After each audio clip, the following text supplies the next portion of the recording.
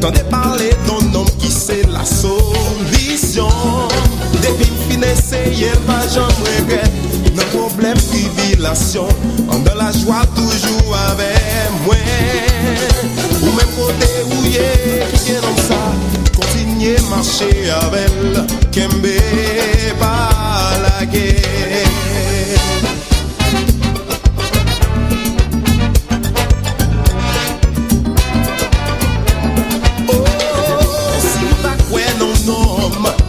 Même gens avec, je dis à l'écala de mel mourir.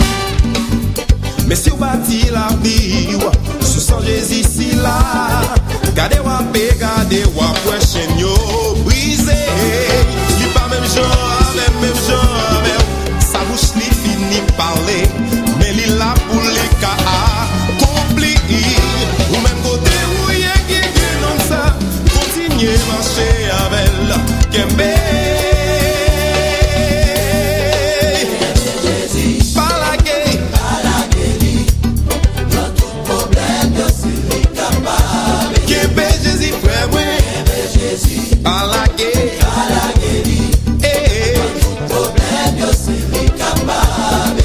mes amis, mes harmonies célestes, là,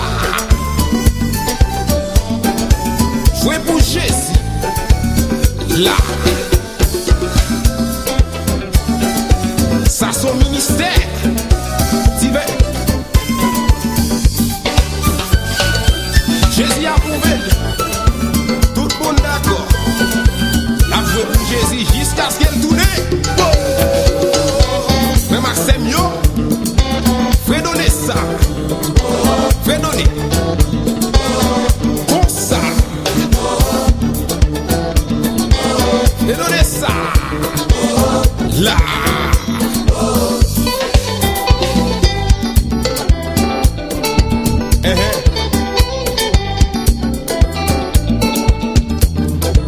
Fais donner, comme ça, pour Jésus.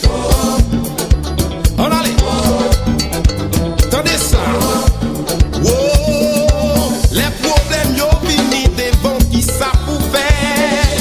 Ou mépriser ou pas que personne qui ça pour faire. Yo parle ou mal yo critiquer ou qui ça pour faire. C'est que Jésus c'est dit que c'est solution. La vie nous fait moins. Les problèmes yo vini devant qui ça pour faire. Ou mépriser ou pas que personne qui ça pour faire. La vie a dit ou pas ouais devant pas ouais derrière. C'est Kembe Jésus, frère moi c'est pour Kembe. Jesus is so good, Jesus is so good. C'est que t'en témoin, laissez force moi, tout ça me gagne, tout ça me besoin. C'est lui qui l'a tout partout, qui guide, qui va moi salon, pas qu'avant moi. Mais quand ça qu'arrive, Kembe Jésus t'a, pas jamais prier, Kembe Jésus t'a. Là, pas comprendre nous, avec Jésus t'a.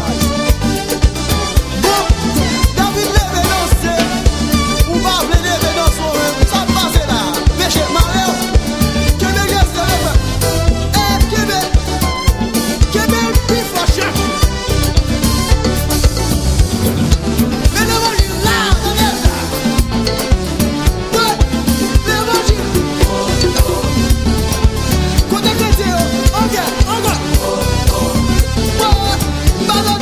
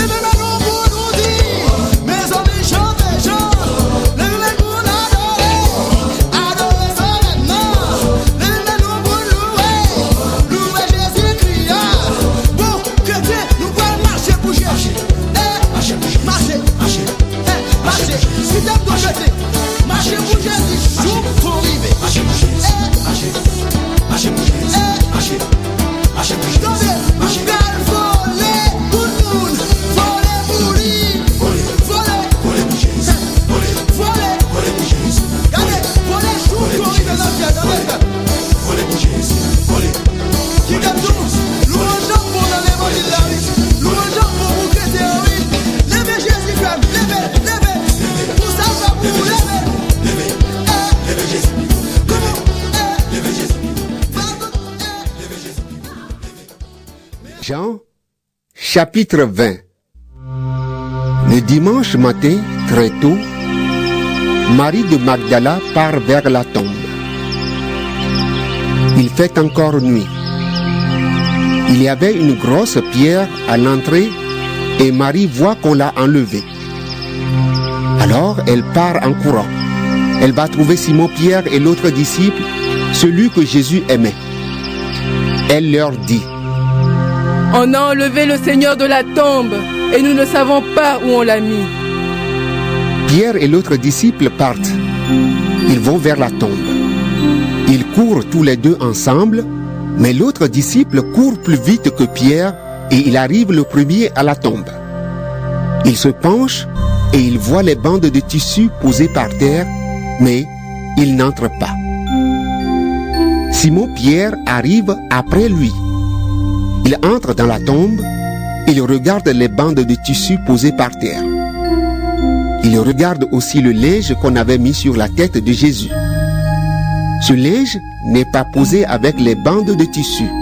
Il est enroulé à part, à un autre endroit. Alors l'autre disciple, celui qui est arrivé le premier à la tombe, entre lui aussi. Il voit et il croit. En effet, les disciples n'avaient pas encore compris ce que les livres saints annonçaient. Jésus doit se relever de la mort. Ensuite, les deux disciples retournent chez eux. Marie est restée dehors près de la tombe et elle pleure. En pleurant, elle se penche vers la tombe. Elle voit deux anges habillés avec des vêtements blancs. Ils sont assis à l'endroit où on avait mis le corps de Jésus, l'un à la place de la tête et l'autre à la place des pieds. Les anges demandent à Marie: Pourquoi est-ce que tu pleures? Elle leur répond: On a enlevé mon Seigneur et je ne sais pas où on l'a mis. En disant cela, elle se retourne et elle voit Jésus qui est là. Mais elle ne sait pas que c'est Jésus. Jésus lui demande: Pourquoi est-ce que tu pleures? Qui cherches-tu? Marie croit que c'est le jardinier. Alors, elle lui dit: Si c'est toi qui as emporté le corps de Jésus, dis-moi où tu l'as mis et j'irai le prendre. Jésus lui dit: Marie. Elle le reconnaît et lui dit en hébreu: Rabouni.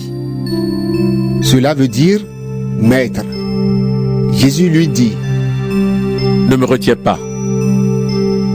En effet, je ne suis pas encore monté vers le Père.